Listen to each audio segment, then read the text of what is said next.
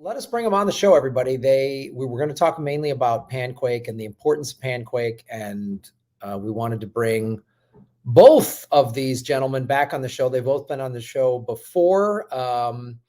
First of all, ex-CIA and whistleblower John Kiriakou was here. Let's bring him on the show. John, how are you? Hey, doing well, thanks, Graham. Sorry to hear about YouTube, man. Not good. Well, dude, that's everybody I know. This is happening to everybody I know. It's awful. Sorry. I know it's great. I mean, it's insane. I mean, it's happened on YouTube. I mean, I have several friends, and I'm sure you know people too, worked at RT America. So they just basically wiped RT America off the face of the earth. I mean, just like that. And all these really good shows, Redacted Tonight, On Contact, Boom Bust, Max Kaiser, all these shows that I watched that brought news and information to people in a way that the American media isn't. It's awful, terrible. We live in crazy times. But we'll bring also on the CSO of Panquake, who's been on the show before, Mr. Sean O'Brien. Sean, how you doing? Great. Happy to be here. Excellent. Well, let's get right into it. About, first of all, where Panquake is. It's close to being done. I've talked to Susie about it. And then I want to really get into the importance of it, especially to what we were just talking about, John and I were just talking about, and all the censorship all of us have seen. So why don't you just give us sort of an update of where it's at and the status of it, and then we'll get into the reasons why. Sure. So as a lot of your audience knows, Panquake.com is a short messaging service. We've been working on it from a development standpoint since approximately last summer. And stuff is moving very, very quickly. The development process is going really fast. We just revealed to the world the look and feel. So the beautiful screens showing what a Panquake dashboard will look like, this environment that we want folks to be happy living in, expressing themselves, sharing information, and having a network where they really can feel and know, actually, transparently, that they're reaching the folks that they intend to reach, that they have the amplification they should have, that they have the voice that they should have on social media.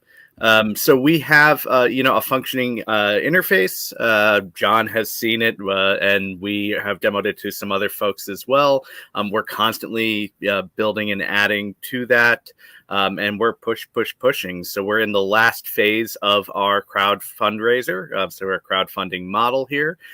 We've had approximately 3,500 folks donate to that crowdfunder, which is just incredible. And we need to get through this last phase, get across the goal line so we can bring the folks we need to bring in for things like support, making sure we have real humans and not algorithms, right? Who are going to help our folks, if they need that support in the network. And just upping the business, really. Yeah. And just for people to look here, I've just put it, this is what the interface looks like. I've seen it as well. It's pretty amazing to see how functional it is. And then to just go back to, this is how many people have donated thus far. This is the campaign. And this is, to me, already showing how hungry everybody is for this and what it's going to do. And it was really sort of exciting for me and for myself, for all of us to see this. One of the things that I find exciting about it is that, as a stand-up comedian, just as somebody that promotes shows, I've been so, throttled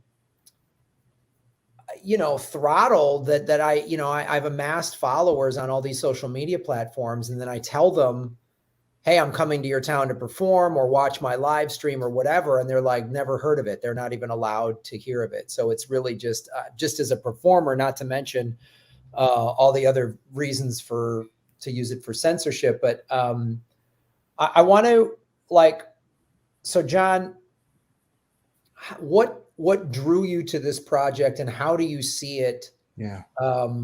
How do you see it interacting with the intelligence community, which really has hijacked so many of these social media platforms?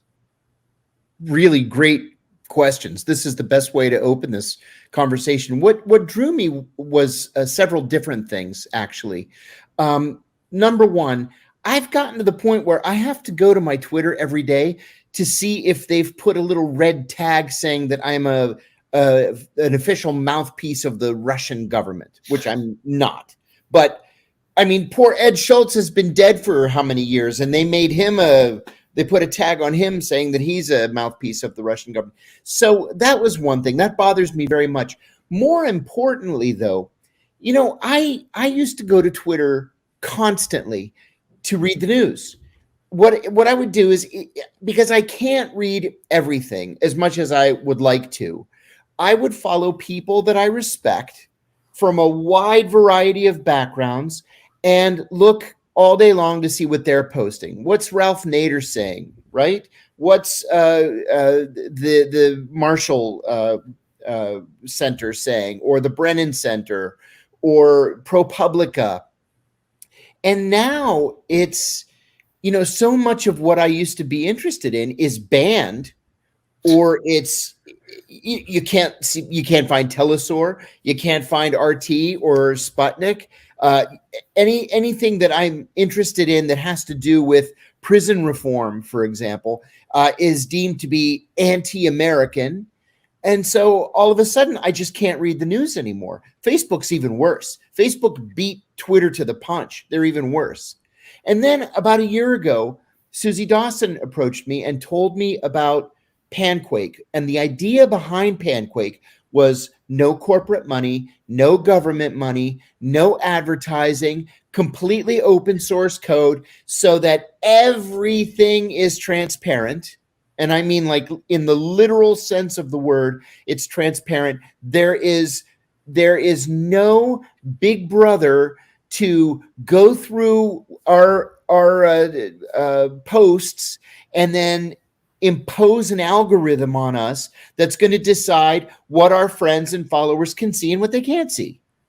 So, you know, we give a lot of lip service, Graham, to freedom of speech and to transparency. And 9 times out of 10, at least here in the United States with these corporate run sites, we're just not serious about it. Well, what told me that Panquake was serious about it was the fact that it's hosted in Iceland, which I absolutely love. So it's not subject to a national security letter from the FBI demanding all of your user data and all this other nonsense that we see all the time in the news.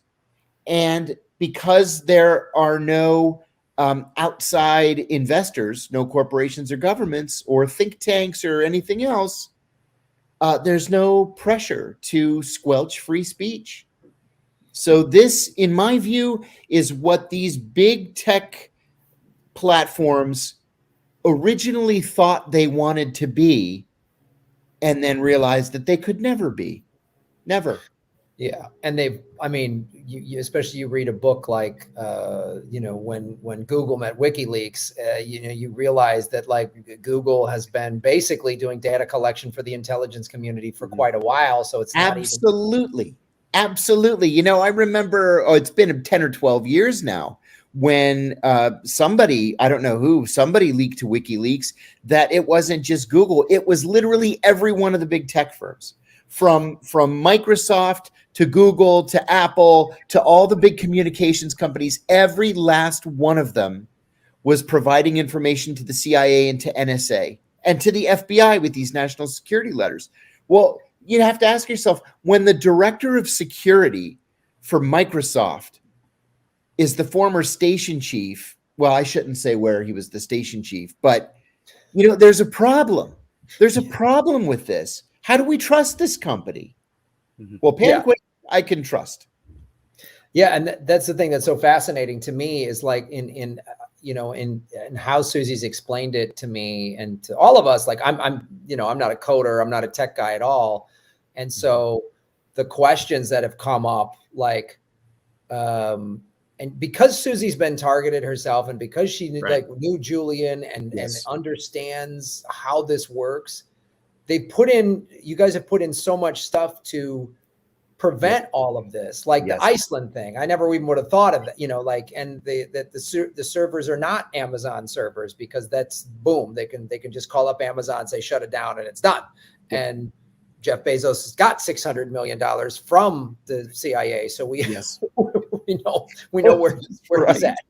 So I want to some of the questions, and Sean, I know you can answer these. The questions of can it be hacked? Can somebody just come in and buy Panquake and snatch up all your data? Is all the data going to be stored somewhere so everyone can steal it or hack it or whatever? Can you answer those questions for anybody? Sure. And first, I just want to say, the points you're making and the way we're talking about this is absolutely correct, right? We want to be a lifeboat away from big tech. And that's, an analogy, of course, but it's one we really, really mean. Protecting data is actually protecting lives, especially when we're talking about, high value targets for the CIA, et cetera, et cetera. Activists who are making an impact, right? They know that they're being targeted. It has a real effect on their lives. And these other social media sites that are advertising, surveilling, creating these frameworks, which in turn work with these state agencies, they are exposing people to real harm and real danger. So that's exactly the thing that we care about, protecting people from.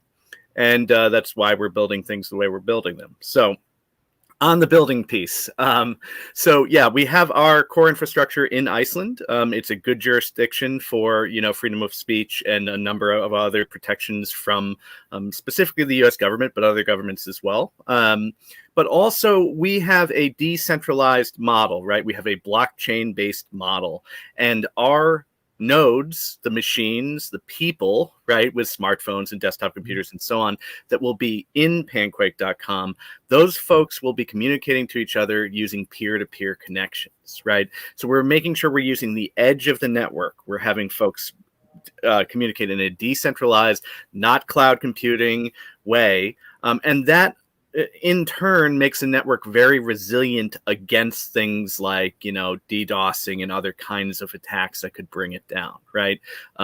We spread out the computing as far as we possibly can.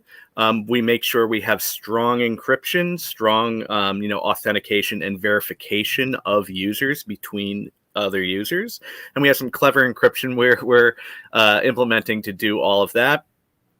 We make sure that we have open source code, right? So we're going to release, with the Panquake launch, we're going to release the code for the entire stack.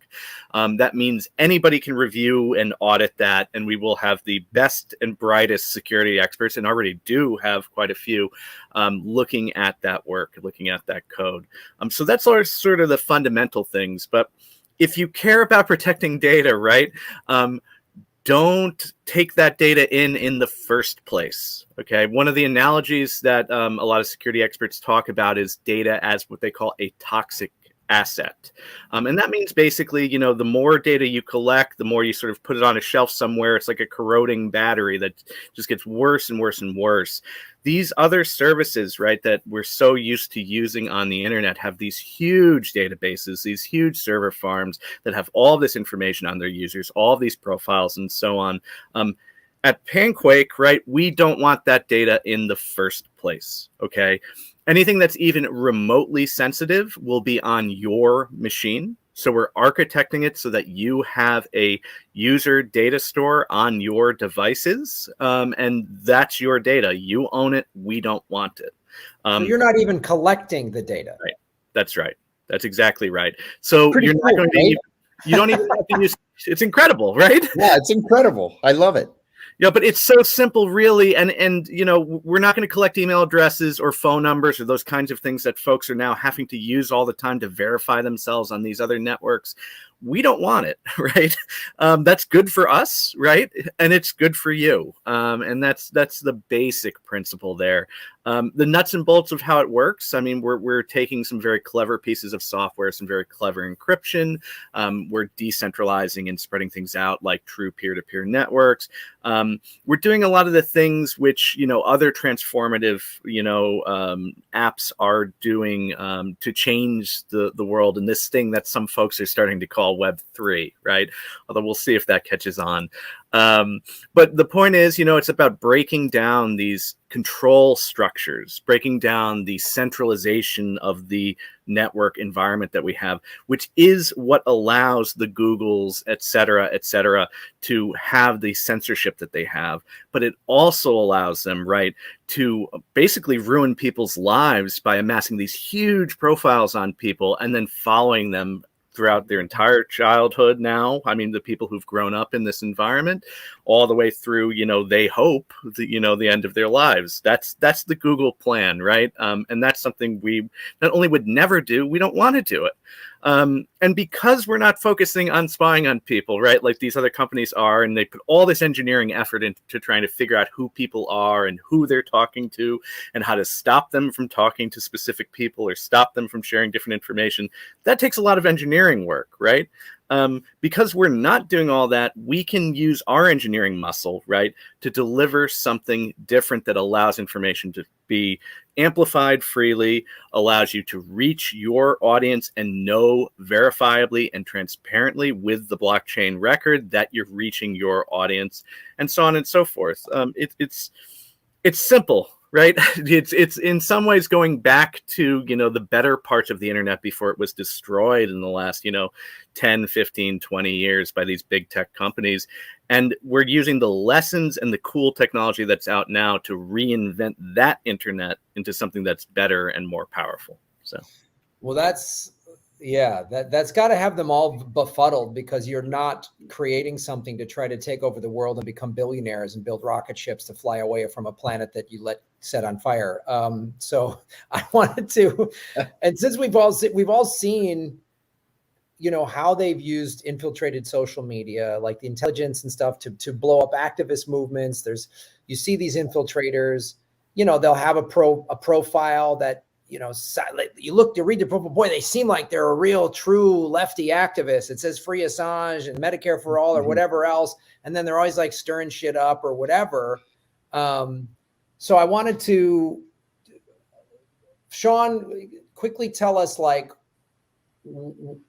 how that works in terms of the giving someone a Panquake and giving them the authority to do that, so that even because the question is like, okay, so you guys are doing $5 a month subscription. What's to prevent Google or the CIA or whomever to buy a bunch of bot accounts, and then they can just take this thing over, and in 6 months to a year, it'll be ruined again, just like the last cool thing we thought was going to be great that's now ruined. Sure. So there's a few mechanisms that we're sort of building in at a fundamental level. We'll obviously also have checks and balances, intrusion detection systems and so on, so that we can start spotting, real attacks on the network. But putting aside that technical stuff, first off, the subscriber model is a good way to limit things like botnets, like all these bots, swarming and creating these, what used to be called egg accounts on Twitter, right? These BS accounts with 30 followers that just harass people and make people's lives miserable. That subscription actually does help to limit that somewhat. The types of tools that, the CIA, the NSA uses to spin up these fake personas, as they call them in their own documents, that is not going to be easy to do when you have a subscription model. So that's sort of the first thing, right? I guess you're really, if they want to buy a bunch of bots, well, that's thanks for the $5 from all these robots, right? I guess that's one way to think about it. Do they really want to be funding us, right? So at any rate, the second part is that it's an opt-in social network, in the sense that you're going to see content from the people you follow, or content, for example, that you might search for. So if you search for cats, you're going to see cats, right? That's not a very effective network for spies to use to amplify content and manipulate people, right?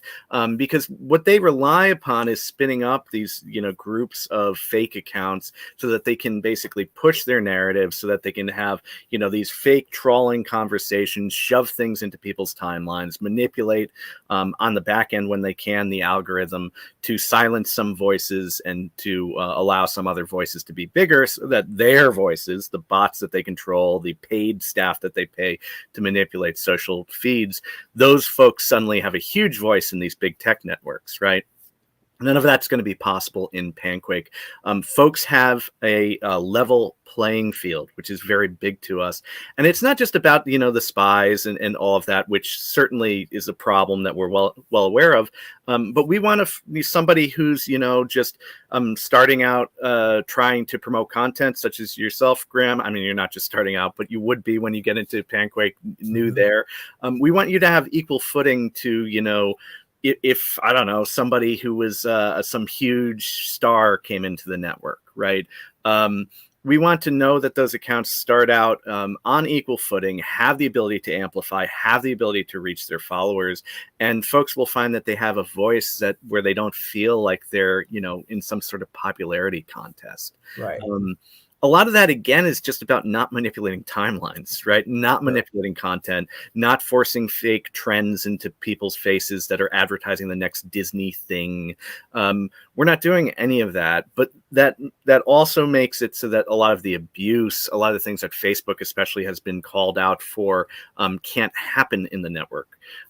If you're not manipulating algorithms, to do this terrible stuff, to do, manipulation of political beliefs for, some sort of political campaign and so on and so forth, then, there's a lot less to worry about as far as folks who are worried about, these kinds of, I don't know, these social engineers, let's say. Right. If we get us, someone in there who is trying to manipulate people, they're going to find it's going to be very, very difficult with the way that we're just having opt-in content, no trend manipulation, no timeline manipulation, and honest transparency about statistics. That alone is going to make it really hard for these folks to operate the way that they're used to operating in the big tech environment. So. Yeah. And so let me ask you this, John. So like you've obviously experienced firsthand the targeting for being a whistleblower. You've seen it, the Assange movement, the WikiLeaks has been targeted. I mean, Susie Dawson just put in the chat how they shut down the PayPal donations during the fundraising of this. So how do you, we have to think in these terms, and this is the thing I liked in the conversations I had with Susie, is she's assuming these attacks are going to come. She's not like, let's hope they play nice. We know they're not going to play nice. We know what they're going to do. So what things do you see them trying to do to shut down Panquake, John? And how do you see Panquake being able to withstand these attacks? I'm confident that Susie and Sean and the team have foreseen a lot of what we ought to be expecting. Basing the servers in Iceland, I think, was a stroke of genius. Even the corporate headquarters is offshore in a place that's very secure for this kind of thing. Very, very forward thinking.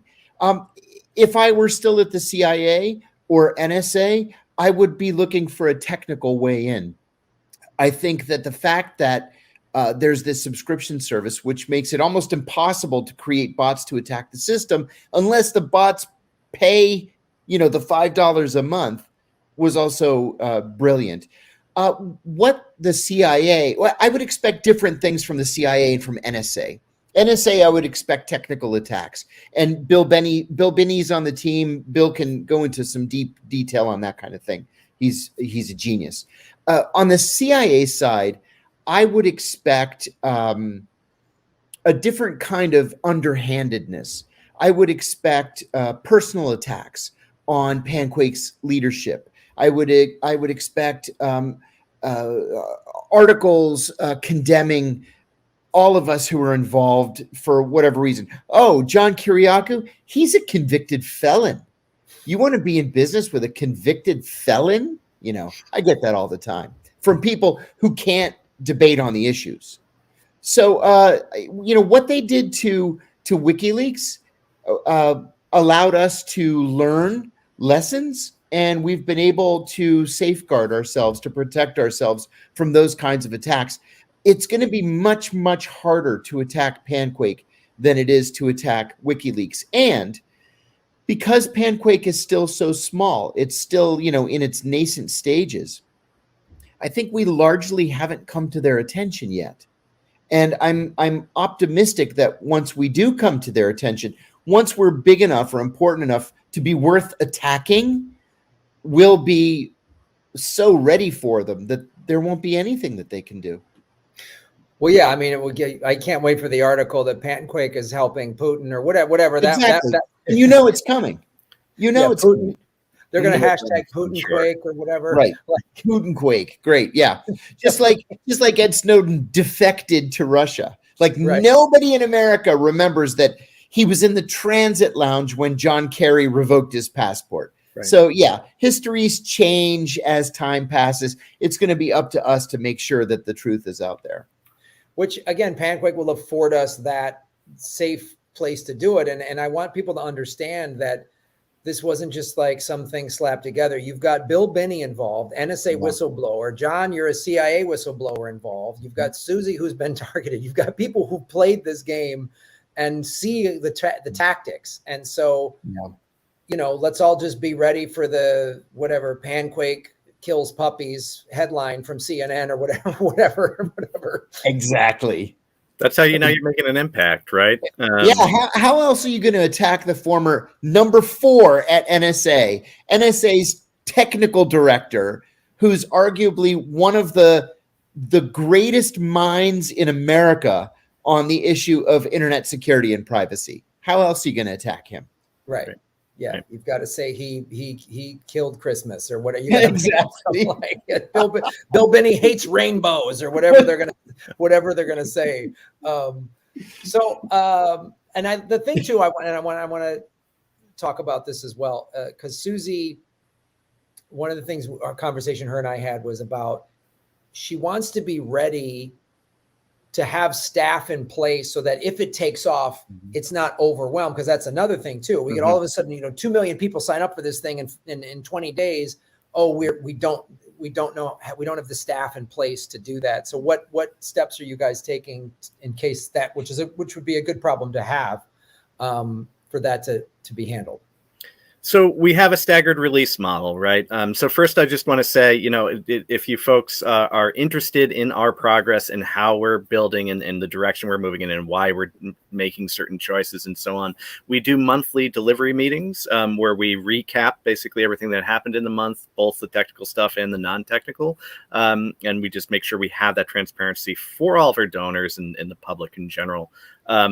But yeah, we do staggered releases basically. So first off, we are having a beta, right? And that beta will have 5,000 users in it.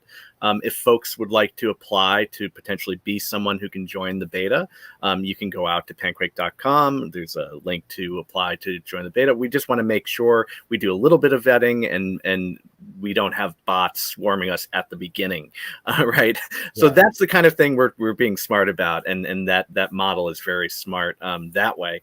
And not just bots, but disruptive folks and so on. We like disruptive folks of a certain kind, but we want to have trustworthy folks in the network who really care about what we're doing and so on and so forth. That's a smart thing to do. Then we go to the 1.1, and we're going to get to 25,000 users for that release. So we're just having just a little bit larger for that.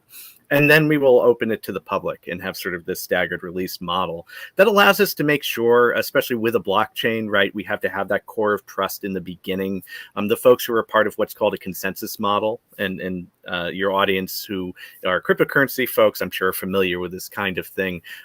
You need to make sure that core is non-malicious actors, basically. So we have to have that really trusted core of folks in the beginning. And then we just sort of move out and branch out. The support plan, which is something that the staff is working on, and which I'm sure we will talk about this month in the delivery meeting and probably continue to talk about, is very smart. We're making sure that we're scaling or planning to scale, having real humans who can help real people, and doing that and making sure that's in place, giving people that different experience from, all this algorithmic, BS that they're used to, is also really important to us, right? We want people to be respected. We're building respect in not just into the technology, right, but also into the way that we're building the infrastructure around that, the human infrastructure around that. So that's really a big part of it. But also, I will say, like, this decentralization stuff, right, which has already changed the world with, cryptocurrency and some other decentralized apps that are out there, D-apps or whatever folks want to call it. It's really powerful. It's really scalable. So we can plan sort of a staging of bringing more and more nodes online, expanding the network out across continents and so on and so forth. We're using the pipe in very efficient ways, so to speak, right? We're not just funneling a bunch of data into a Google data center somewhere or relying upon some Amazon AWS server that we're renting, that's not even ours. And that kind of thing allows us to really plan in a smart way. We don't want to be like some of these networks that folks may be familiar with, the Getters, which had, Getter had all kinds of problems, to put it mildly. Truth Social, the Trump network that seems to have fallen apart before it started, barely. Mm-hmm. That kind of thing are the mistakes that we are well aware of, and we can make sure that we don't do. But also, I mean, look, we want to have something sustainable here. We're not trying to, as we said, have VC money or corporate PR teams. We don't have corporate marketing teams. Everything we've raised to this point is grassroots money from folks who are donating their hard-earned cash to us to do something amazing. And that's been done, with word of mouth. Our word of mouth and speaking to each other, human to human, is really, really powerful. So we have regular people being our voice. We're going to get that critical mass. And when we get there, right, we get those folks on board, and we can't be ignored by the corporations and these other folks. That's when you'll see the smear pieces, certainly. But that's also when you're going to see a situation where we can't be ignored and we're on the front pages, right? You have to build it that way. And that's a lesson, really, that, we learned in some respect from WikiLeaks, right? They built something that couldn't be ignored there. They were releasing information that was vitally, important, and did it in such a clever way, especially with the numerous releases that they did, that, even though the mainstream media didn't want to report this stuff, they had to. Right. And that's sort of the thing that we're learning and trying to do with Panquake as well. We want to be something big that people care about, that people are part of, real ordinary folks, and then, conquer the world. Let's hope. We'll see. So real quick, folks, if you're watching and you want to ask any direct questions, go to rockfin.com/Graham Elwood. If you do the tip, I will answer those questions. So, John, as we're, it's great hearing this tiered release, or staggered release, as it was called, and knowing, again, as you just brought up, what the tactics, this NSA and the CIA, what the tactics would be, when Panquake becomes this bigger thing that they'll take notice of once it's a threat that they can't disrupt it in the traditional ways. How do you see this potentially changing just the landscape of freedom of speech? Because we're in a country now that is not a democracy. If you're shutting down RT, that's right, that's not a democracy. I mean, so then they should be able to, if you don't like what they're saying, well, then are we going to shut down Fox News next? I don't agree with Fox News. I don't agree with MSNBC. Do we shut them down? I mean, so, cause like I said, I've been demonetized for 15 months now, and yeah, I'm a comedian in an apartment, you know what I mean? Talking about, what's wrong with this country. And I'm a threat. I'm a comedian who talks about surfing, and Batman is also a threat. Like, this is just maddening to me. So how do you see? Yeah. This is why the prosecution of Julian Assange is so dangerous. This exactly is the reason why Julian's case is such a slippery slope, because you use the Espionage Act to prosecute a journalist, and even if you don't believe that he's a journalist, which I do, you can't deny that he's a publisher. And so if he's convicted under the Espionage Act, then what's to keep the Washington Post national security reporter from being convicted, or the Wall Street Journal, or the New York Times, whoever in the White House, it happens to be in the White House, if he doesn't like something that's been written and there's one little kernel of information that, you know, may or may not be legitimately classified, what's to keep the White House from going after that next person? So we're all in danger. You're exactly right, Graham, that we're not in a democracy. If we were in a democracy, we as adults would be able to choose the sources of news that we want to consume. And we just simply can't do that.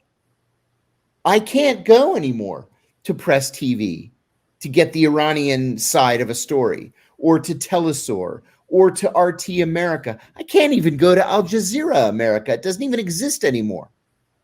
So this is something that is going to, I think, open a path that had been closed, or has been closed to us.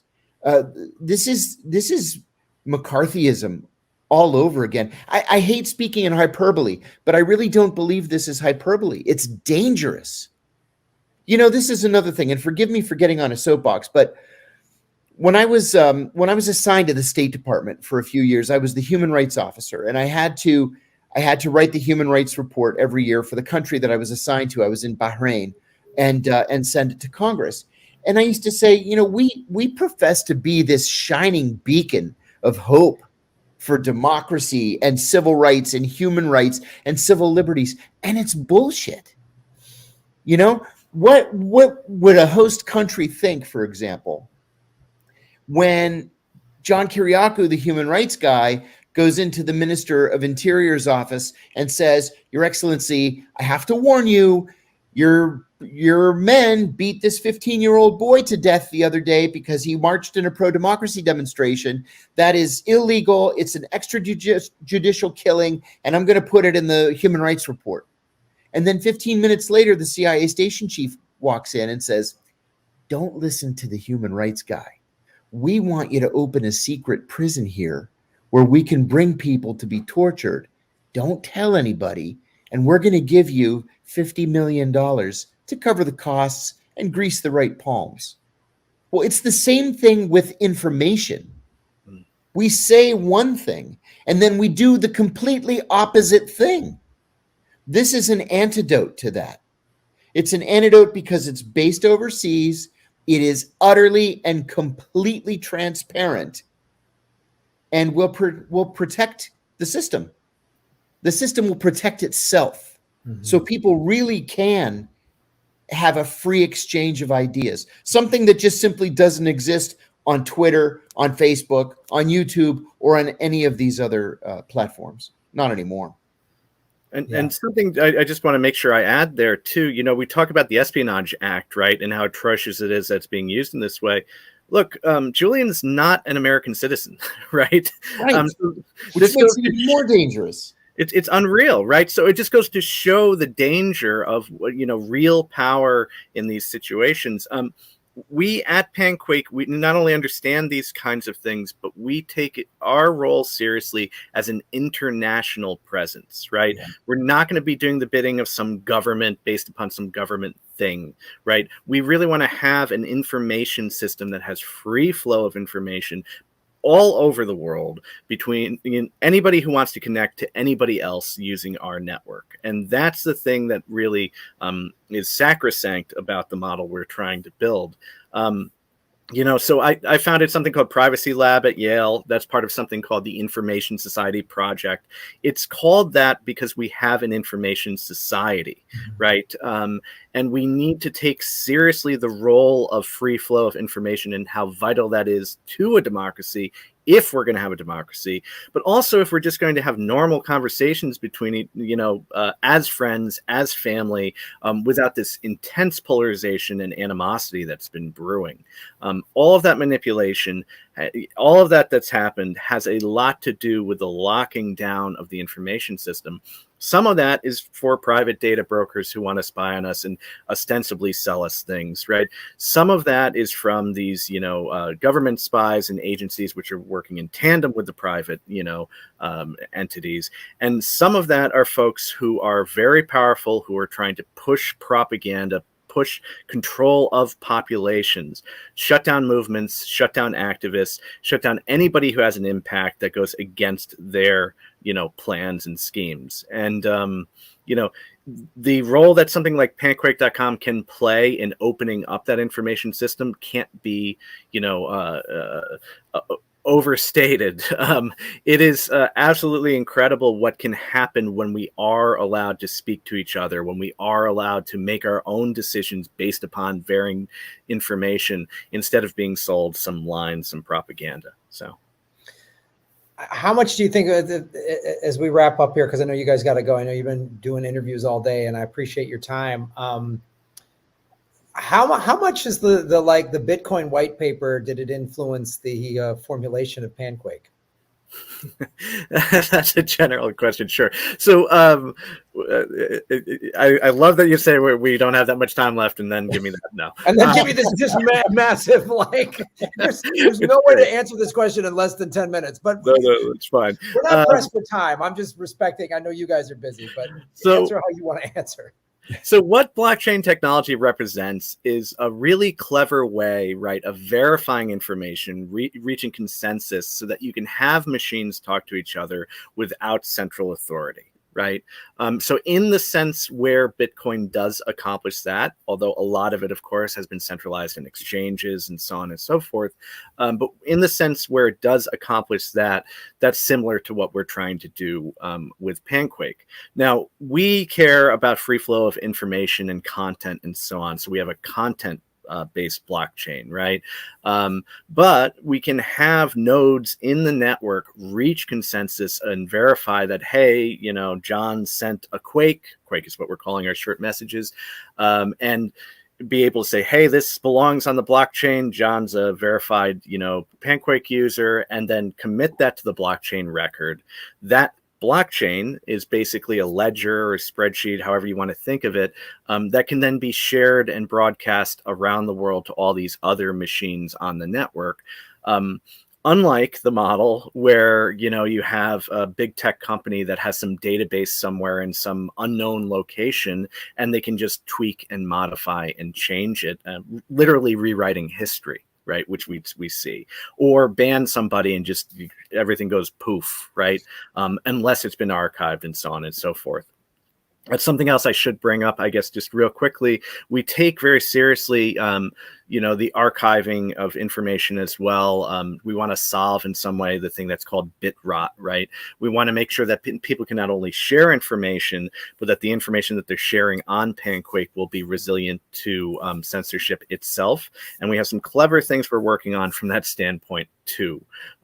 We want to make sure if you share an article from something like Al Jazeera English or some other thing that's being blocked, banned, or disappears, that there's some permanence of the information you're sharing in our network too. So we're working on that. All right. Well, I mean, this is, I really appreciate your time. And where can people go to support this? Panquake.com/donate. You also can go panquake.com/crypto to donate cryptocurrency. We also have a Substack, Talk Liberation, which is not paywalled, but if you do subscribe, your money for subscribing, $5 a month, goes towards the Panquake build, all of that money. Those are the ways you can support us. But the other thing is we need you as regular people to be our media. So far, that's how we've succeeded. And if you can help amplify us, talk about us, share some of our videos, share this stream, please. That's the way that we're going to win. That's the way that we're going to get there. So. Amen. Right on. Thank you, especially, for doing this, taking the time, and especially in light of what just happened with the Julian ruling. It's like John said, it's important now more than ever. So I appreciate it. Thank you so much, John Kiriakou and Joe O'Brien. Thanks a lot. Guys. Have a great day. You too. Hey, everybody. Thanks for watching. We are still in our 9th month of demonetization from YouTube. So support what we're doing at patreon.com/Graham Elwood or rockfin.com/Graham Elwood, which is a blockchain cryptocurrency platform. It's free to sign up, and there's a premium level at $10 a month. And for that, you get everybody on the platform's premium content. Myself, Lee Camp, Ron Placone, Jimmy Dore, Whitney Webb, Kim Iverson, Abby Martin, and many, many others. You can also support what we're doing at Venmo at Graham-Elwood. And go to GrahamElwood.com. We have a PayPal button and a PO box. I also have crypto wallets, which are all in the show notes. Thanks for supporting what we do.